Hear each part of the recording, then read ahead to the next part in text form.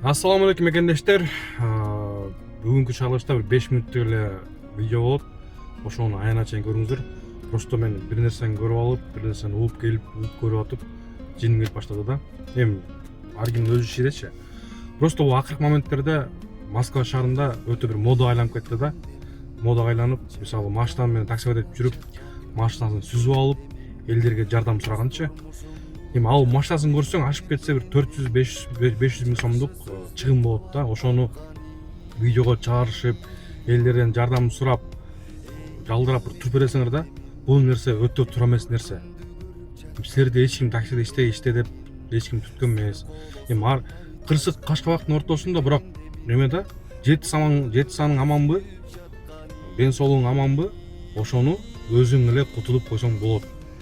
Ал уят нерсе. Андан көрөк биз жардам бергенде, вот кыргыз элин жардам бергенде, жанагындай чоң операция болуп аткандарга, катуу ооруп, жанагындарга жардам берсек, ошол жарашат да. Ана машинаны сүзүп алып, кичинекей бир жерден сүзүп алып эле анан жардам сурашыпчы. Эми бул баардык таксистерге эмес, кээ бир таксистерге айтам да. Кичине уялгылачы кичине ушу жардам сурагандан. Эми жардамды кантип сурайсыңар? Кичине сүзүп алып эле анан жалдырап туруп бересиңер да. Бул нерсе уят го дейм негизи. Мен ушул убакка чейин көрүп келатам да, негизичи.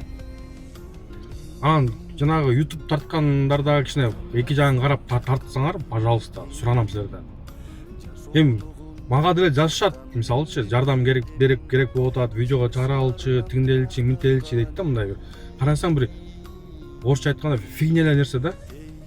Өткөндө бирөө жазган болчу, өткөн канча болуп калды, жарым жыл өтүп калды. Бел булактан акча алып, ошону төлөп айтам дейт. Ошону видеого тартып чыгара алыш дейт. Бул деген вообще уят нерсе да. Эмне деген кичине мындай мен ойлоо иш кылалычы кичине. Жигиттер, такси мекендештер Москвадагы баарыңарга айтып атам. Ошон үчүн өзүңөр да иштегенде абайлап, уктап, эс алып, 12 сааттан эле иштегиле, 12 сааттан иштегиле, эс алып иштегиле. Кээ карасаң, кээ таксистер жанын талашып, бир башкача айдасыңар да. Мына өзүңөр сак болгула. Ошол жигит ошону айтайын деп атам, просто мындай ичиме батпай кетти да, негизичи. Мен өзүм баягы видеону көп чыгарбайм деле, негизи. Анан ошо бүгүн бир видеону көрдүм, ошону көрүп алып ичим күйдү да. Эми ошо машинасын карасаң, ашып кетсе бир 400 миң, 500 миң эле бир чыгым келет экен да. Андан мурун да бирөөнү көрдүм эле. Негизи бул нерсе болбойт. Экендештер, таксисттер болбойт мындай. Өзүңөр жооп бериле.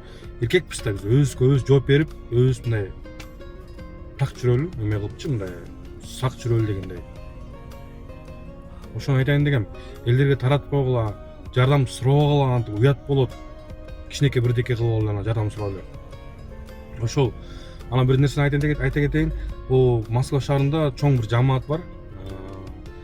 WhatsApp'та 400 кишидей бар. Шаха Москва деген. Ошонун ссылкасын ушул видеонун астына калтырып кетем. Ошого кирип кошулсаңар болот. Анткени аякта чоң жамаат, ынтымактуу. Ал группада мен да бармын. Эми сүйлөшүп, такси боюнча сөйлөшүп турушат да, мындай жаңылыктар боюнча эме кылышыпчы. Ошол аман болгула.